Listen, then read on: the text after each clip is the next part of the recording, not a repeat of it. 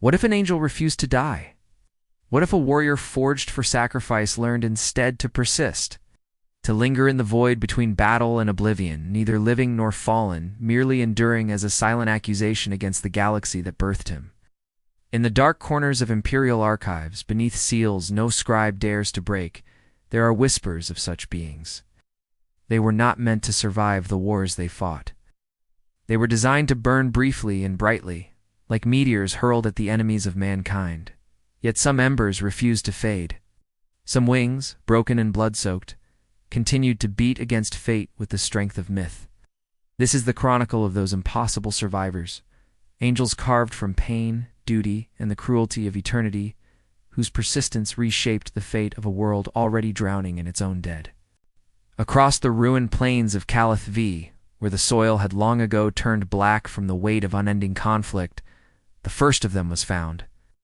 A lone warrior, armor shattered, helm cracked, chest plate torn open as though by the hand of a wrathful god, and yet he breathed. Each inhale rasped like a saw drawn through bone. Each exhale carried embers of stubborn life. Imperial guardsmen had stumbled upon him while scouring the wreckage of a battlefield that had cost them an entire regiment. They thought him a corpse at first. An angel statue toppled in the dust. But when his fingers moved, slow as tectonic plates grinding beneath the earth, the men recoiled as if witnessing a miracle spoken in a language they were never meant to hear. They whispered oaths. They crossed themselves. They asked what kind of being could survive such ruin. In the dim hold of the extraction shuttle, the warrior spoke no words. His eyes pale, depthless, flickering with traces of something far older than memory, stared at the bulkhead as though he could see through metal. Through void, through time itself. When Medicaid drones attempted to treat him, their instruments faltered. Needles shattered. Specs readings spiraled into white noise. His body rejected healing, but it also rejected death. Something coiled within him, a presence neither warp nor wholly mortal, clung to existence with feral determination. The guardsmen felt the temperature drop whenever they neared him. One swore he saw spectral wings scattered, luminous flutter for an instant behind the warrior's back. They dismissed it as exhaustion. But none dared speak his name aloud, for none yet knew it, and perhaps some instinct told them that names carried power, and this one was better left unclaimed. When the Inquisition arrived, they came with silence, as if noise itself would offend the spirit of the place. Interrogator Kyrene Valen circled the wounded giant with a scholar's fascination and a hunter's caution. She traced the scars carved into his pauldrons, ritualistic, ancient, not of any known chapter. Her fingertips hovered over the broken aquila across his chest, his fingers trembling as though sensing history pulsing beneath her hand. She spoke to him, first in High Gothic, then in dialects long considered dead, searching for any spark of recognition. None came. But the warrior turned his head, slow as a dying sun, and looked at her with an expression not of confusion, but judgment. It was as though he weighed her existence and found it small. Kyrene had seen Astartes before seen them bleed, fall, perish. But she had never seen one look truly eternal. They transported him to the orbital bastion drifting above Calith V, a fortress of iron spines and sanctified chambers. Here, among relics of slain heroes and banners stiff with dried blood, they attempted to decipher his origins. Lex mechanics pored over fragments of heraldry etched into his armor. Custodial serfs washed the grime from his warplate and uncovered script so old it predated most imperial calendars. It told of a lineage erased from history, of oaths taken in a tongue forged before the Emperor's armies had united Terra, of a brotherhood whose deeds had been deliberately unremembered. The more they uncovered, the more the fortress seemed to tremble, as though the past itself resented being unearthed. Some muttered about lost legions, others about hidden successors. Kyrene only listened, her mind slowly assembling a puzzle whose completed image terrified her. The warrior's first words broke the silence after 7 days of observation. They came in a voice that vibrated with the resonance of a cathedral organ struck by lightning, ragged and ancient. "Where are my brothers?"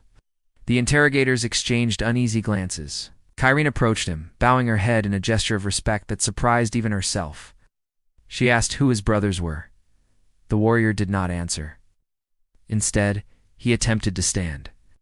The restraint-sought adamantium chains, blessed by 3 chaplains, began to crack. Sparks danced across the floor as the very metal recoiled from him.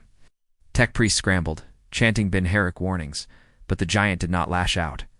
He merely pulled once more with the slow inevitability of fate, and the shackles parted like dead twigs beneath a falling star. The room grew cold. Kyrene realized then that he was not a captive. He had never been one. He walked the halls of the bastion like a specter, his footfalls barely audible despite his colossal form. Servitors ceased their tasks when he passed, as though some primal code had forced stillness upon them. The warrior studied every relic, pausing longest before a mural depicting the fall of Tharsis Risha battle fought centuries ago.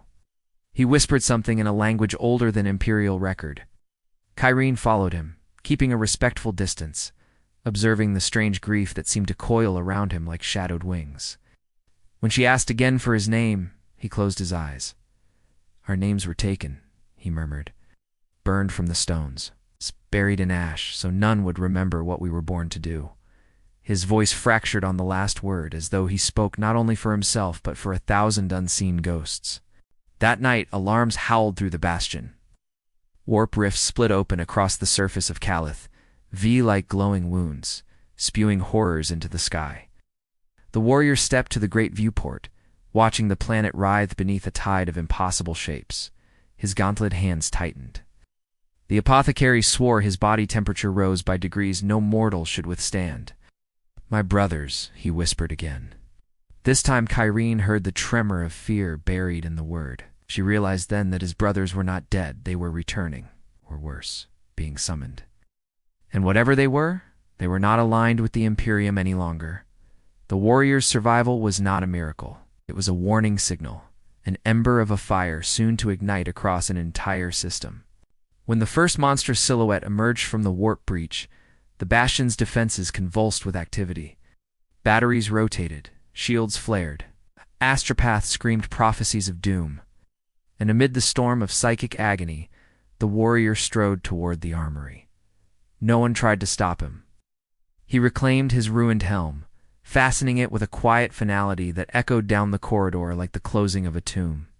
He selected a sword older than the bastion itself, one that had drunk the blood of traitors, Xenos, and horrors unnamed. Kyrene watched him, understanding that he was preparing for a battle centuries in the making, one he had been denied for far too long. "They should have died," he muttered. "We all should have died. But silence kept us alive, and now silence ends."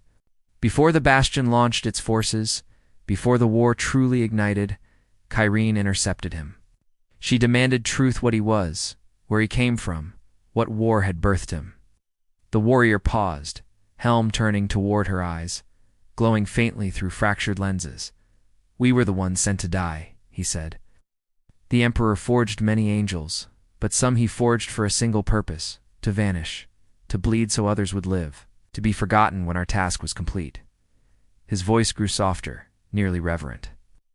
"But we did not die. Not all of us. Some of us endured. Too stubborn, too cursed, too loyal." Kyrene felt a chill spread down her spine as she realized the scale of what stood before her. Not a survivor, but a remnant of a truth so carefully buried the Imperium itself had forgotten it existed. And as the sirens wailed, as warp shadows folded over the stars like dying wings, the warrior lifted his blade and turned toward the descending darkness. Kyrene felt the floor tremble beneath her, as though the universe itself braced for what was about to unfold. The first of the approaching figures broke through the clouds, massive, armored, impossibly familiar, yet twisted by something that should never touch the flesh of an angel. And in that instant Kyrene understood the truth that would haunt her for the rest of her life. The angels who would not die were not a miracle. They were a mistake.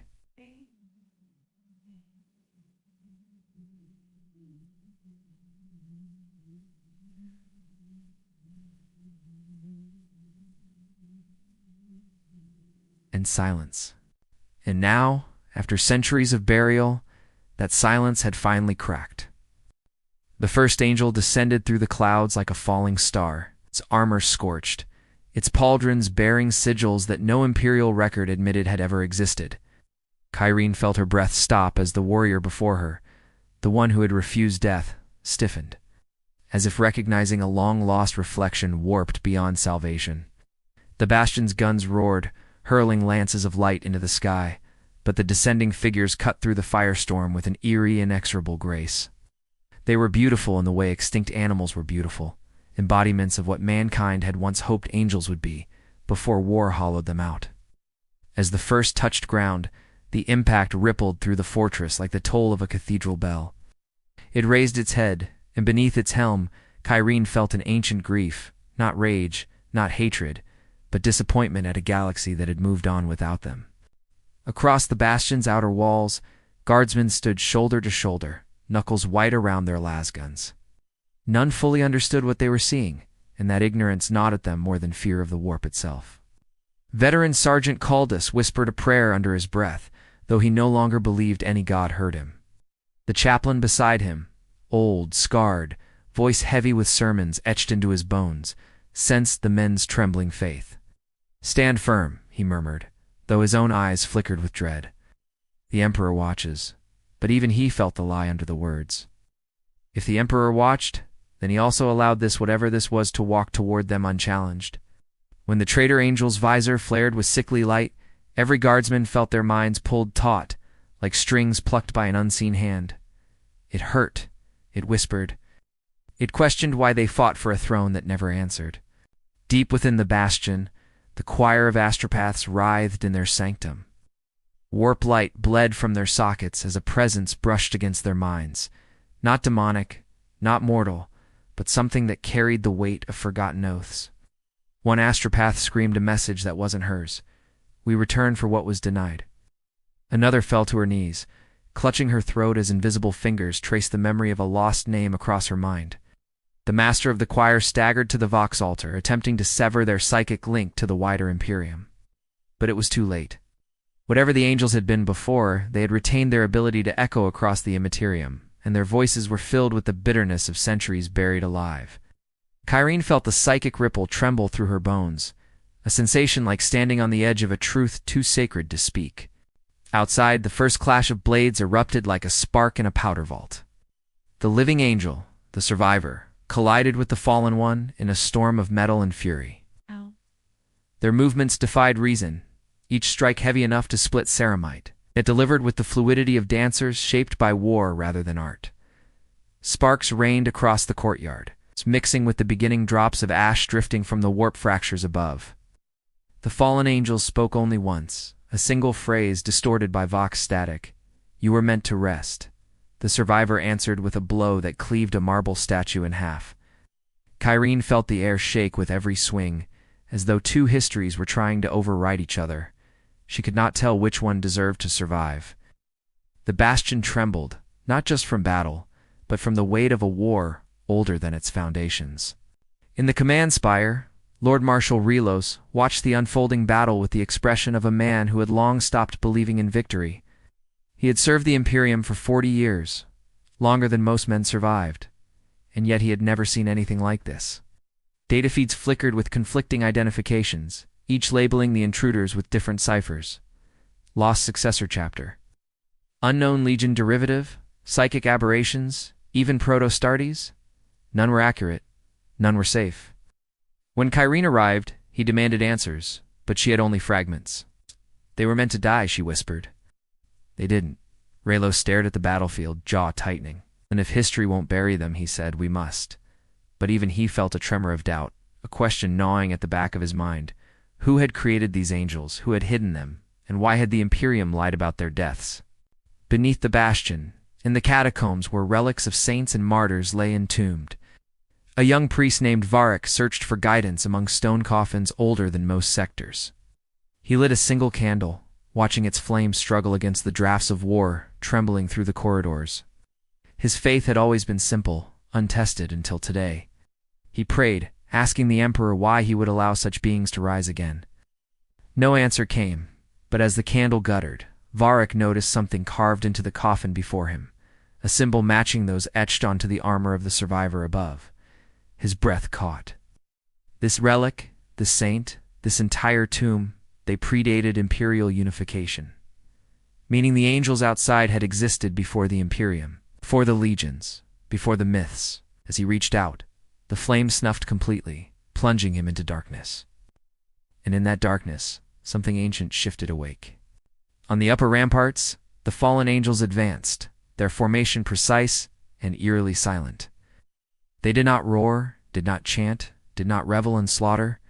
Their warfare was efficient, ritualistic, a sacred duty twisted by centuries of abandonment. As they cut through defenders, they moved with a strange sorrow, as though each life they ended deepened their burden rather than sated it. Sergeant Caldus fired volley after volley until his lasgun overheated, but the shots barely slowed the giants. When one angel paused before killing him, staring into his eyes as if searching for something, Caldus felt a presence brush his thoughts, a whisper not of hatred, but recognition. "You bear their blood," it murmured. "What? You walk in their shadow." Then it turned away, sparing him for reasons he could not fathom. That mercy weighed heavier than death would have, in the Bastion's heart. Kyrene unlocked a sealed archive chamber, protected by wards so old the Mechanicus priests had no record of who forged them.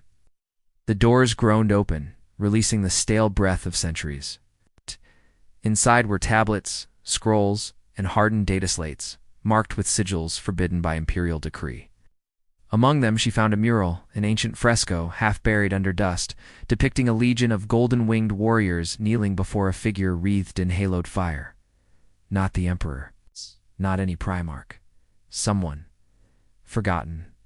Above the mural, in fading script, "The Angels of Silence shall guard the Ashen Gate until the last light fades." Kyrene felt her pulse quicken.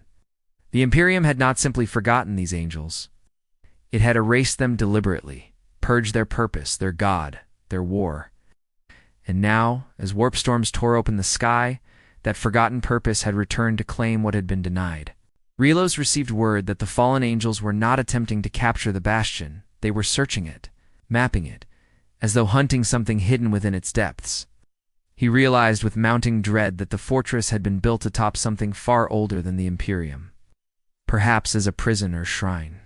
"We were never defenders," he whispered. "We were jailers." Before he could issue evacuation orders, the power grids overloaded, plunging the Bastion into blood-red emergency light. The ground shuddered as the angels breached another sealed vault. From the Vox grids came distorted voices, some human, some not. One message repeated in a broken loop. The gate must not open. Rylos turned to Kyrene, eyes wide. "What gate?" he demanded. She could not answer, but deep below, Varric could. He stood before a massive stone arch pulsing with faint light awakening. The battle reached its peak as the survivor angel clashed with the leader of the fallen, a towering figure crowned in broken metallic wings. Their blades met with a crack that shook dust from the ceilings. Kyrene arrived breathless at the edge of the battlefield as the two locked together, strength against strength, history against history. The fallen leader spoke through grinding Vox static. "You abandoned the vigil," the survivor answered, voice raw. "We were left to die." Their struggle radiated with psychic force, the air splitting with phantom screams. Beneath them, the ground fractured, revealing a pulse of golden light rising from the depths. Varric emerged from the catacombs, face pale, voice shaking, the Ashen Gate. "It's waking." Kyrene felt the truth settle like a blade against her throat. The angels had not come to destroy the Bastion. They had come to reclaim what the Imperium had stolen. And as the ground split open, revealing the first shape stirring within the gate's radiance, Kyrene realized with horror that the greatest threat to the Imperium was not the angels themselves, but what they had sworn to keep sealed. The Ashen Gate pulsed with a light that was not light, a radiance that felt older than the warp, older than the Emperor, older even than the first myths humanity had carved into cave walls. Kyrene staggered back as the survivor angel and the fallen leader froze. Blades suspended mid-strike, both staring toward the awakening threshold as though hearing a voice neither had dared remember. Dust drifted upward instead of down. Stones hummed with a low, sorrowful resonance. The gate did not open with violence, but with inevitability, like an ancient heart remembering how to beat. Hundreds across the Bastion felt it. Guardsmen gasped. Priests collapsed. Servitors halted mid-step, as if awaiting judgment. Every faith, every belief built upon Imperial doctrine trembled.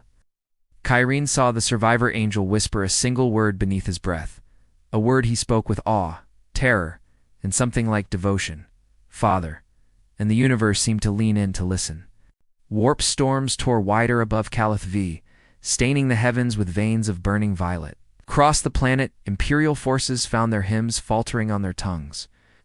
The Emperor's name, once a shield, felt suddenly fragile, a cracked relic held too long against the storm. Sergeant Caldus knelt beside a wounded comrade, whispering prayers he no longer knew how to believe. The air was thick with the taste of metal and prophecy. Nearby, a Ministorum priest clutched an Aquila so tightly it drew blood, murmuring desperate scripture as though trying to drown out the growing hum of the gate. "Faith is not armor," he whispered, trembling. "Faith is surrender." His voice cracked. But to who? The ground trembled with approaching footfalls. More fallen angels emerged, not from the warp, but from memory shadows that had survived the forgetting. They moved toward the gate, not to breach it, but to kneel before it. In the choir sanctum, the astropaths choked on visions flooding their minds. They saw cities burning under twin suns, giant forms striding across the void before humanity learned to speak, wings woven from starlight and grief. They saw an emperor who was not yet an emperor standing beside beings whose forms defied mortal sense partners, in a war no history book dared acknowledge. And then they saw betrayal, a ceiling, silence imposed across reality. The shock snapped through the choir like lightning. One astropath tore out her own tongue to stop the visions from speaking through her. Another clawed symbols into the floor, leaving trails of blood that formed a single phrase repeated across the chamber. The Emperor did not kill them, he hid them. As the last of the choir collapsed, the surviving astropath whispered a truth that would damn entire sectors. We have worshipped a fraction of the story. The battle outside the bastion surged with renewed ferocity as Imperial reinforcements arrived. Knights, tanks, entire cohorts firing indiscriminately at the fallen angels. Yet these giants weathered the onslaught with an almost mournful patience. They did not kill more than necessary, did not rage, did not curse. Their purpose lay solely with the gate. The leader raised a hand, and a psychic wave rippled outward, toppling armor columns without scorching the earth. To him, war was a language, and he spoke it fluently, but without hatred. The survivor angel lunged again, blade screaming with remembered fury, but his opponent deflected the strike, as one might calm a grieving child. "Stand aside," the fallen leader intoned. "You abandoned your vow," the survivor roared, not in rage, but in anguish. "I stayed alive," he answered, "'cause someone had to remember what we were." Their clash cracked the courtyard open like an egg, revealing deeper darkness. Below, in the catacombs, Varric stood frozen before the gate's radiance. His candle had long since died, but he felt no fear now, only understanding seeping into him like ink through cloth. Images danced behind his eyes, the first angels standing at the Emperor's side before Terra's unification. Long before the legions were born, they were guardians of something the Emperor had vowed never to unleash, something that had been sealed not out of malice but mercy. The gate was not a prison. It was a covenant, a pact, a burden too heavy even for a god. Varric's hands trembled as he reached toward the shimmering surface. It flickered at his touch, rippling like a mirror of molten gold. In that reflection, he did not see himself. He saw a galaxy broken, a throne empty, and an emperor who had lied not to enslave humanity, but to protect it from what now stirred behind the gate. In the command spire, Rylos oversaw chaos unraveling the bastion's order. Vox channels screamed with conflicting reports, Imperial forces turning on each other. Soldiers claiming visions, tanks halting mid-battle as machine spirits wailed in confusion. The Mechanicus priests knelt beside their consoles, chanting frantic litanies to stabilize systems that no longer listened. "The machine is remembering something," one stammered, vents hissing with cold steam. "Something older than us." Kyrene approached the holoslab showing seismic readings. The gate's energy signature was spreading through the crust of Calith V, rewriting the planet's very bones.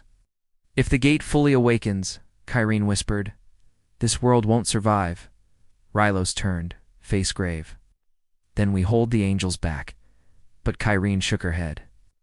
"You misunderstand. They're not trying to open it. They're trying to stop it." Rylos felt the blood drain from his face. "Then what?" he whispered, "is opening it for them." On the walls, Cultus watched as Imperial lines fractured into pockets of panic. Some guardsmen fell to their knees in prayer, begging the Emperor for clarity. Others threw down their weapons, claiming they had glimpsed the truth in psychic echoes that humanity's salvation had been built on a foundation of erasure. A commissar executed 3 soldiers for blasphemy, but his voice cracked as he shouted his condemnations. The air swirled with warp static, carrying half-formed words that sounded like commands issued in a dead language. Then, from deep beneath the bastion, a new pulse surged upward. Every angel fallen and survivor flinched as though struck. Caldus felt it in his marrow. This was no human power, no warp entity, no relic. This was something waking itself, something that did not need worship, did not need memory, something that had waited behind the ashen gate since the first dawn of mankind's fear. Kyrene rushed back to the courtyard as the survivor angel fell to one knee, overwhelmed by the gate's rising song. The fallen leader stood rigid, helm tilting slightly as if listening to someone speak from the other side of reality. "It calls to us," he murmured, "remembers our oath even if we do not." Kyrene stepped forward, voice cracking. "What is behind that gate?" The fallen leader turned toward her slowly. "Not a being," he said. "It's not a weapon." He paused, and for the first time, his voice softened. "A choice." The word felt heavy. Wrong. Ancient.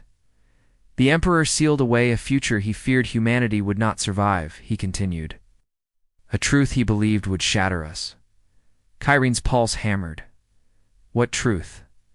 The leader's visor dimmed. That we were not the Emperor's first attempt at salvation. The world shook as the gate's glow intensified. The gate split open with a sound like a dying star crying out.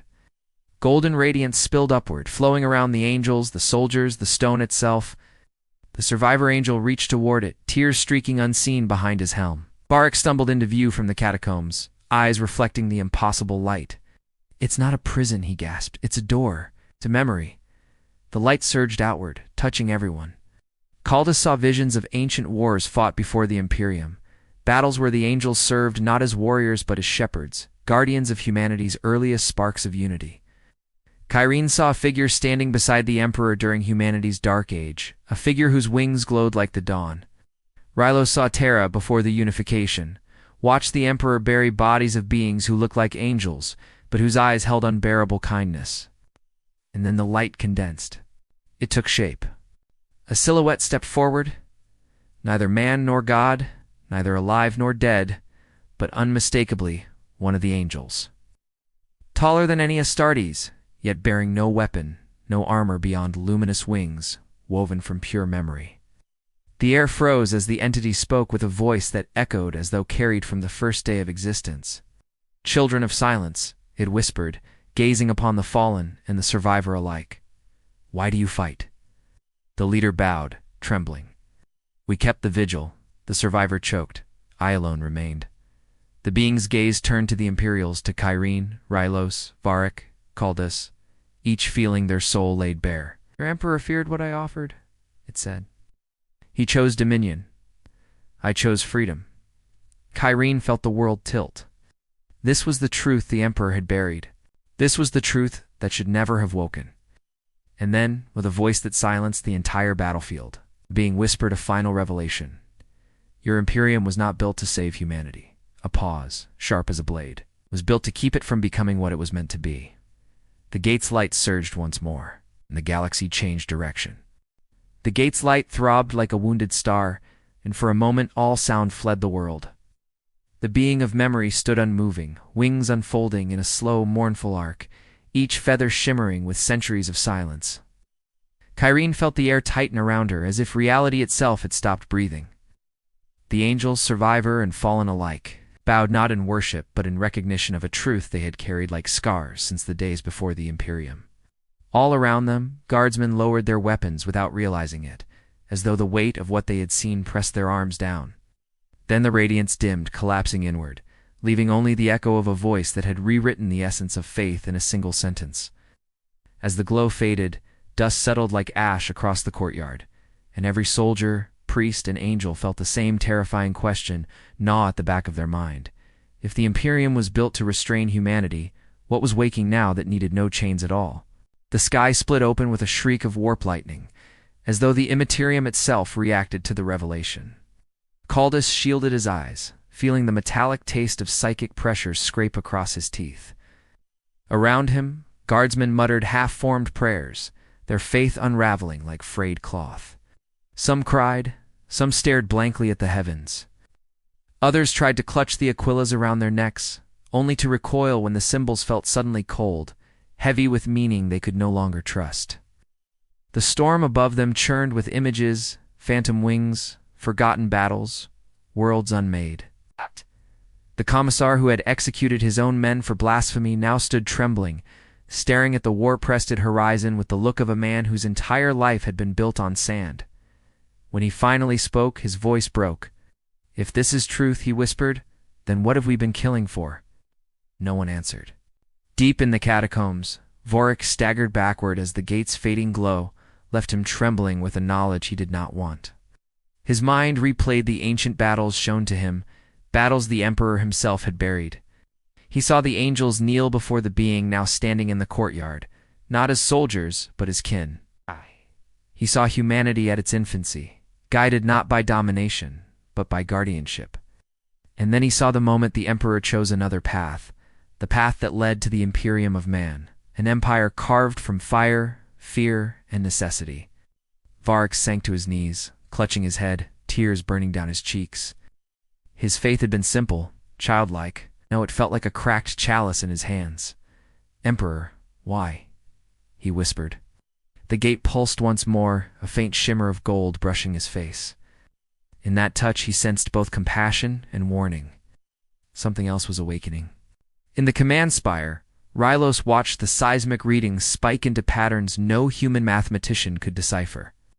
The energy signature now spread not only through the crust of Calith V, but into the upper atmosphere, threading itself into the warp storms above. "It's synchronizing," he muttered, voice hollow, with something out there. Kyrene leaned over the console, eyes wide. What could possibly answer a signal this old? The thought lodged in Rallis's mind like shrapnel. If the gate had been dormant for millennia, then perhaps it had been waiting for a trigger, a catalyst, and that catalyst might not have been the angels at all. His stomach dropped. "We're not witnessing a return," he whispered. "We're witnessing a summoning." As the realization sank in, the Vox burst with static-laced screams of orbiting fleets reporting impossible movements beyond the storm.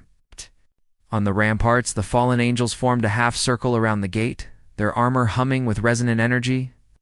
They stood neither defensively nor aggressively, but as if guarding a tomb about to open. The survivor angel, still kneeling, clenched his fist against the cracked stone. His voice trembled through his vox grill. "We swore to protect humanity from this moment, from the truth buried behind the gate." The fallen leader approached him with a slow, solemn stride. And yet the Emperor sealed away the one who guided us. He feared what humanity could become if it remembered. A pause, heavy as a funeral bell. Perhaps he was right. The survivor looked up, eyes burning behind his helm. Or perhaps he feared becoming irrelevant. Their words carried not bitterness, but an ancient sorrow, a wound reopened after 10,000 silent years. The storm thickened, swallowing sound, swallowing color. Caldas felt the pressure in the air increase, like the world was being pressed between invisible fingers. Soldiers clutched their helmets, eyes watering. Even the angels braced themselves, wings flaring. And then it happened. A rift tore open across the sky, a jagged wound through which something vast and luminous stirred. It was not a ship, not a creature. It was a presence, silhouette woven from the warp, but not of the warp, something that had no shape, until the gate called for it. Caldas fell to his knees, overwhelmed by vertigo, as fragments of the presence's consciousness drifted through him. He saw civilizations long erased.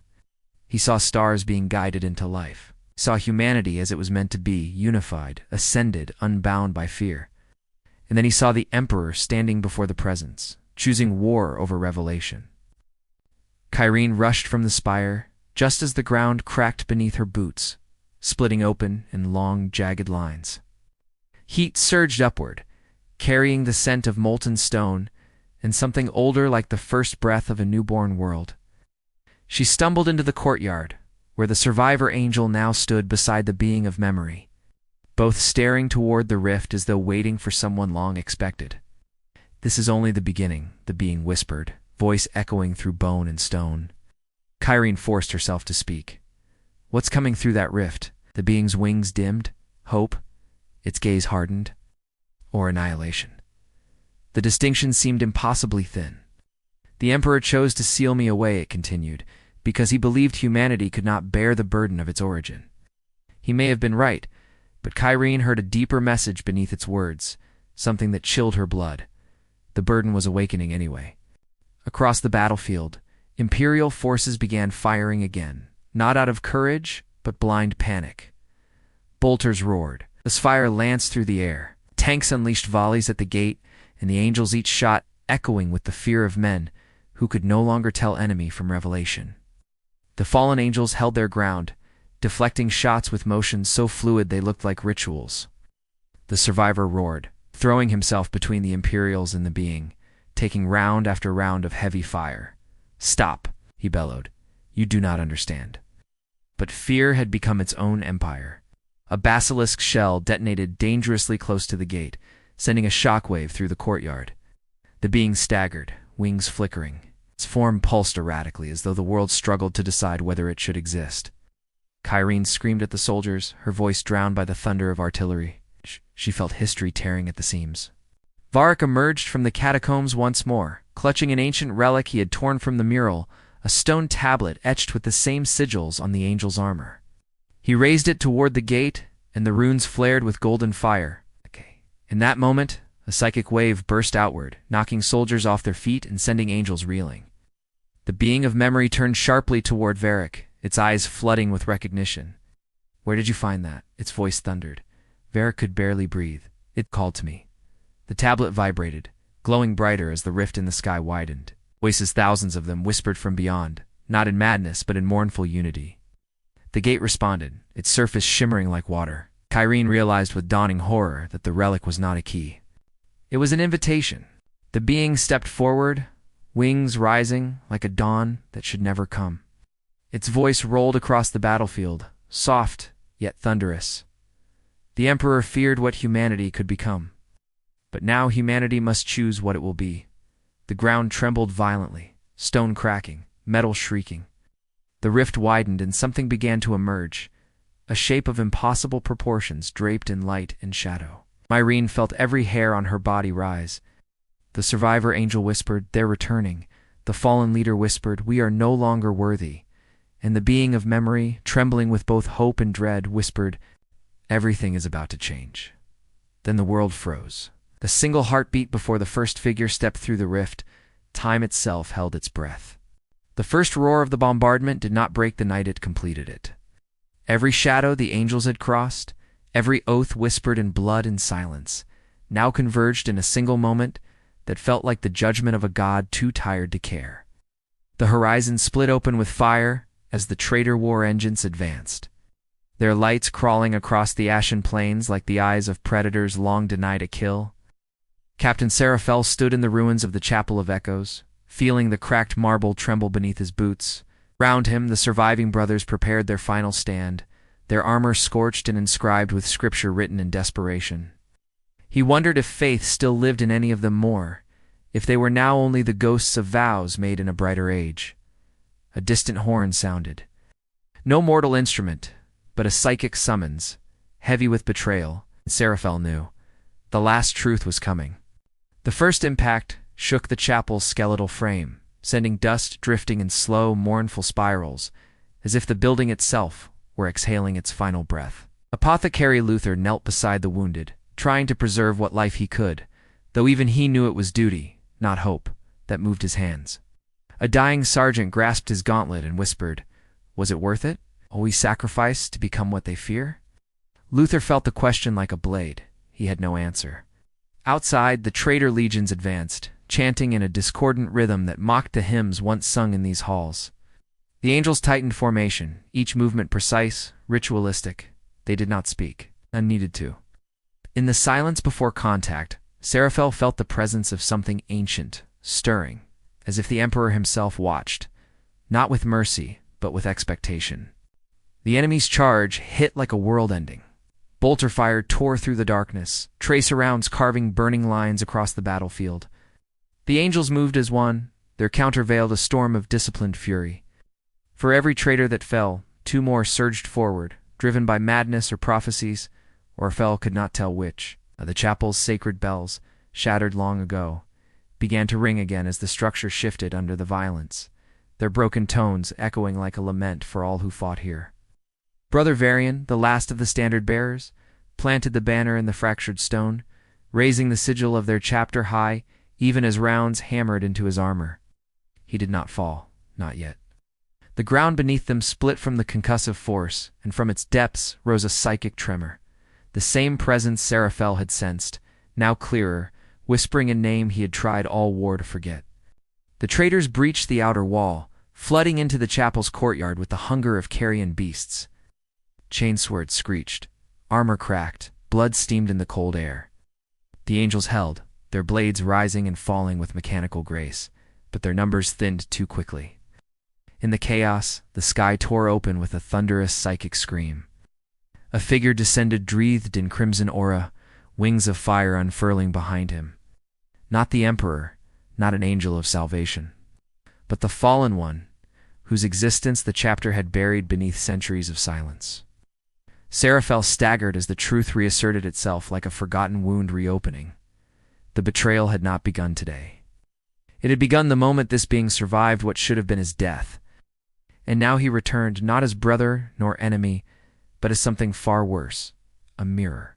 His landing rippled through the battlefield, freezing traitor and loyalist alike in awe or terror. The figure's armor was a relic of the old war's cracked, scorched, etched with runes of penitence and defiance. His gaze found Seraphel, and in it burned the weight of 1,000 unspoken truths. "You still do not understand," the being said, voice carrying through psychic channels and raw air alike. "You call yourselves angels, but you have never died, not once, not truly, and that is your curse." Before Seraphel could answer, the fallen one raised his hand. Reality bent. Screams echoed not from the battlefield, but from memories buried deep within every angel present. Their failures, their lies, the ritual that bound them to unending resurrection. The secret their chapter had killed to protect. Luther collapsed, clutching his head. Varian's knees buckled, and Seraphel felt the foundations of his faith fracture. The traitors, sensing advantage, surged forward again, their chaos-born courage renewed by the angel's sudden hesitation.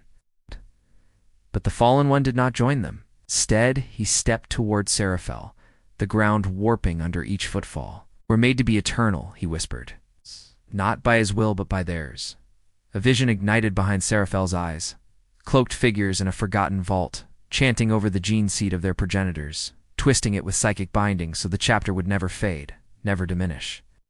Immortal warriors who could rise again and again, but at the cost of something essential, something human.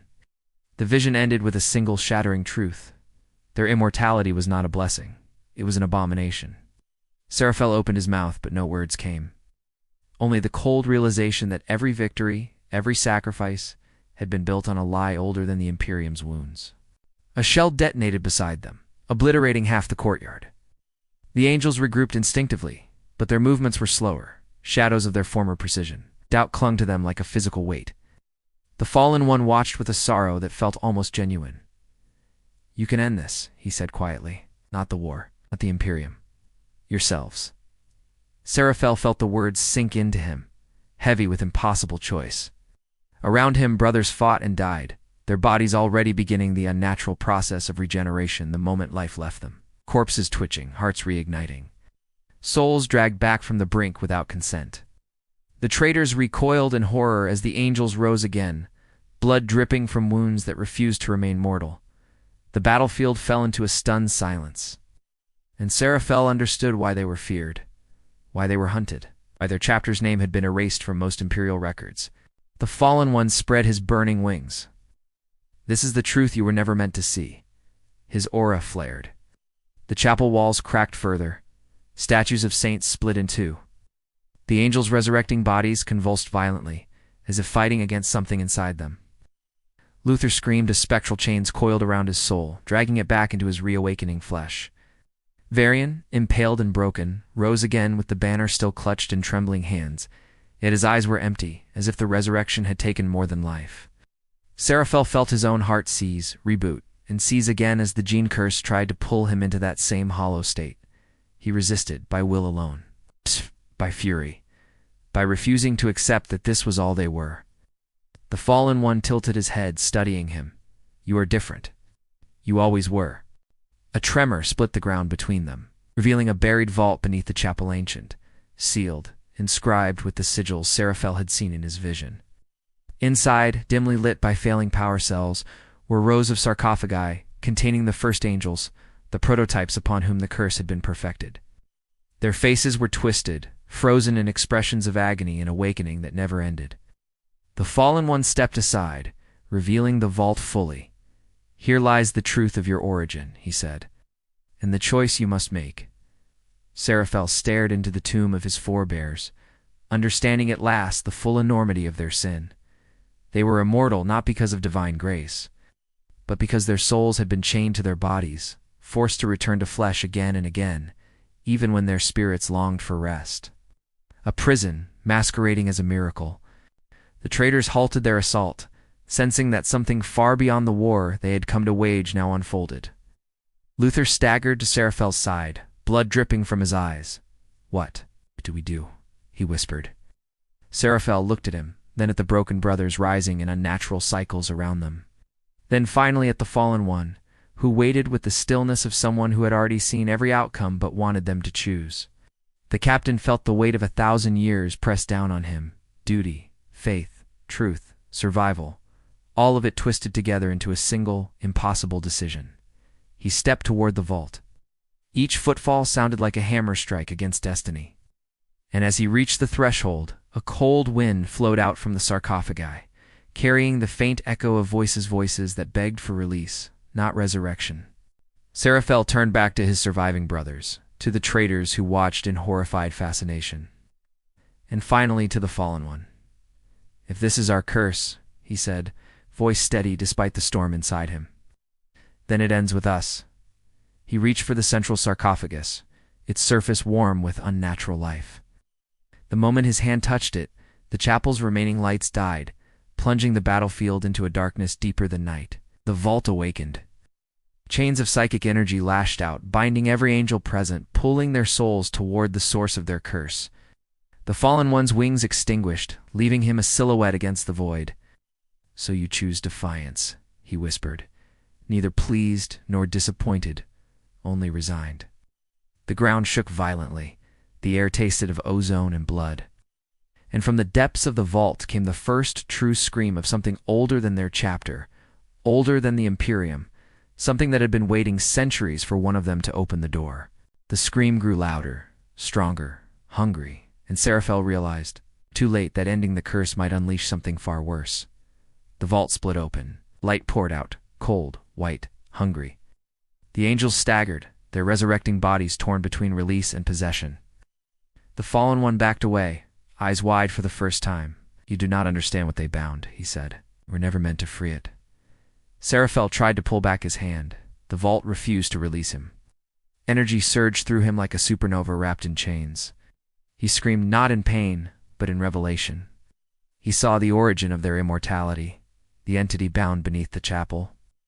The reason the Imperium erased their name, the truth that would damn or redeem them. And then the light swallowed him whole. The battlefield fell silent. For one breath, 2, 3, then the vault detonated in a wave of psychic force that shattered stone, bone, and sky. The fallen one shielded his face as the storm swept across the chapel, carrying with it a single, impossible sensation something had awakened. Something had chosen. When the light finally faded, Seraphel stood at the center of the crater, unscarred, unbroken, and no longer entirely himself. His eyes burned with the same cold light as the vault. His voice, when he finally spoke, was layered with countless echoes. The chain is broken, he said. The surviving angels dropped to their knees, not in devotion, but in fear. The fallen one took a single step back. For the first time in his long, cursed existence, he did not know what stood before him. And as Seraphel raised his gaze to the sky, the stars themselves seemed to dim. Something eternal had shifted. The galaxy, whether it knew it or not, would never be the same again. The light that clung to Seraphel's form dwindled slowly, like the embers of a dying star refusing to surrender its final warmth to the void. Around him, the crater still smoldered, steam rising in thin, ghostly strands that curled through the broken chapel arches. Ash drifted in the air like the memory of snowfall, settling gently on the cracked sigils and shattered relics that had once defined this place as holy. The brothers who remained alive or something close to alive knelt in silence, their armor flickering with sparks from damaged power cores. No prayers were spoken, no hymns attempted. They simply watched their captain, unsure whether they had witnessed salvation or the unmaking of everything they had ever sworn to uphold. A faint wind carried the distant moans of the dying human and traitor alike, blending into a mournful chorus that felt older than war itself. The fallen one stood apart, wings smoldering with fading psychic residue, his face unreadable in the gloom. For so long he had been an omen, a specter of forgotten sins, a remnant of what should never have endured. Now, for the first time, uncertainty clouded his features. He studied Seraphel as one might observe a new star forming, marveling at its light while fearing the gravity it would exert upon the cosmos. "What have you become?" he murmured, though the words were swallowed by the settling dust. Seraphel lifted his gaze, the cold radiance in his eyes dimming to a softer, almost mournful glow. When he finally spoke, his voice carried no threat, no exaltation, only the weary cadence of someone who had glimpsed truths too vast for flesh or armor to bear. "Not what was intended," he said. "Not what was feared. Something in between." He stepped from the crater, each footfall whispering across stone like a pen writing its last line on fading parchment. The angels watched, some attempting to rise, others collapsing again, as their bodies wavered between regeneration and collapse. The curse that had bound them for centuries flickered uncertainly, like a failing candle, unsure whether to burn or surrender to darkness. Luther struggled to his feet, clutching his chest where the resurrection cycle had nearly torn him apart. "Captain," he whispered, voice trembling not with pain but with awe, "are we?" Freed, Seraphel paused, looking down at his gauntlet hands as if examining the very nature of his being. "Not freed," he answered. The distinction lingered. The distinction lingered in the air, hopeful, haunting, dangerously ambiguous. The kind of truth the Imperium feared most, one that offered choice. Around the ruins, the traitors who had survived the cataclysm retreated in silent terror, stumbling over broken stones as though fleeing a vision they dared not report to their masters. Seraphel did not pursue them. Instead, he turned toward the vault that had birthed this final revelation. Sarcophagi lay shattered, their occupants released into the long-awaited embrace of death. Their faces had relaxed, no longer twisted by the agony of eternal return. Peace had claimed them at last. The captain knelt beside the ruins, resting a hand gently upon the dust-coated remnants of the first angels. "Your suffering is ended," he whispered, though he was unsure whether the words were meant for them or himself. The silence that followed felt deep enough to swallow worlds. In that silence, the Imperium's distant hymns felt impossibly small. The chapel's highest tower, fractured but still standing, loomed over them like the skeleton of a forgotten giant. Seraphel ascended its crumbling steps, each one groaning beneath the weight of ceramite and destiny. At the top, he looked out over the scarred plains of Salinos, where fires still smoldered in the hollows of the battlefield. The sky above was clearing, the storm of psychic energy dissipating to reveal pale starlight. Those stars, dim and cold, watched without judgment, as they had done during every triumph and every atrocity, since the first humans dared to look upward and name them. Seraphel felt the weight of their silent witness, the endless cycle of hope and ruin reflected in their distant glow. How many wars, he wondered aloud, have burned beneath your indifferent light? Below, the surviving angels gathered, forming a loose semicircle, as though awaiting a benediction.